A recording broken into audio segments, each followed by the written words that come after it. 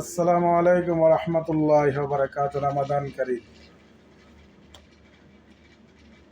জয় বাংলা, জয় বঙ্গবন্ধু। এই স্লোগান হচ্ছে বাঙালি জাতির স্লোগান। কারণ বাংলাদেশের কবি সংবাদিত নেতা,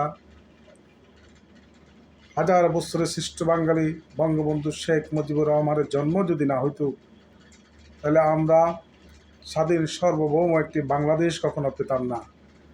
আমরা সারা জীবন ওই পাকিস্তানের মাথা মোটার জীবনের কোনো দেমাগ নাই, তাদের আমরা গোলামিকরণ লাগতো, তাদের বৈষম্যের শিকার হওয়া লাগতো।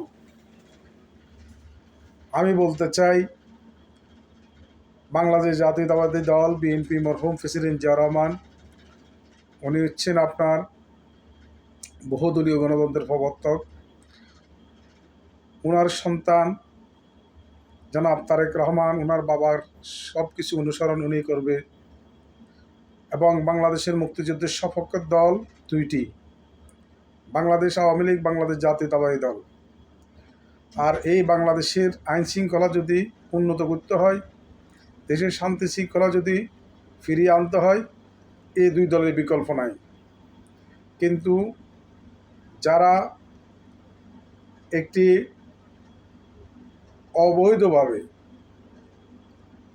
বিদেশিদের প্ররোচনায় এই সোনার বাংলাদেশকে ধ্বংস করার জন্য যারা বাংলাদেশের সকল পুলিশ স্টেশনকে জ্বালিয়ে দিয়ে অস্ত্রগুলো লুট করছেন, আমার ৩,২০০ পুলিশ ভাইকে যারা হত্যা করছে, আমরা তাদের সর্বোচ্চ সাজা, আমরা তাদের মৃত্যুদণ্ড চাই। এবং কি বাংলাদেশ আওয়ামী লীগ এদেশে পুনর্বাসিত হবে, এটা এদেশের স্বাধীনতাকামী প্রত্যেকটা মানুষ চায়। কিন্তু শুধু চায় না, যারা যে পুলিশ হত্যাকারী, যারা অস্ত্র লুটকারী, থানার অস্ত্র লুট করেছে এবং যারা বাংলাদেশকে একটি অকার্যকর রাষ্ট্রে পরিণত করতে চেয়েছিল, কারণ এরা চায় না যে আওয়ামী লীগ বাংলাদেশে ফিরিয়ে আসুক। তো এরা জানেন কি, যে এদেরকে সব কিছুর হিসাব দিতে হবে বাংলার জমিনে। তোমরা যতই কিছু করো, কোনো লাভ হবে না। বাংলার জমিনে আওয়ামী লীগ আসবে ইনশাল্লাহ। আওয়ামী লীগ বিএনপি দেশের রাজনীতি করবে। বাংলাদেশ যতদিন পৃথিবীর মানচিত্রে থাকবে, ততদিন আওয়ামী লীগ বিএনপি থাকবে। এই দুই দল রাজনীতি করবে, কিন্তু কোনো